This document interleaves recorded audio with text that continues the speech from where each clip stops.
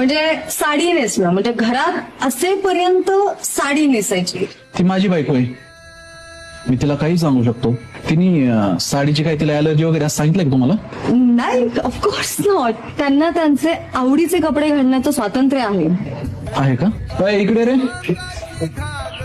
लग्नाच्या आधी रोज साडी घालायची ना? मला कांदे पोहे द्यायला तर साडीच चालते ना. आई वडिलांनी बळजबरी केली तर साडी घालत होती.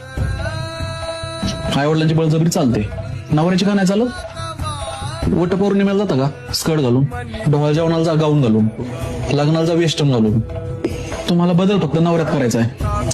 आई बापाचं ऐकायचं, मित्रमैत्रिणीचं, डॉक्टरचं, बॉसचं ऐकायचं. बहिणी तर आदर्श तुमच्या. ऐकायचं नाही ते कोणाचं, फक्त नवऱ्याचं.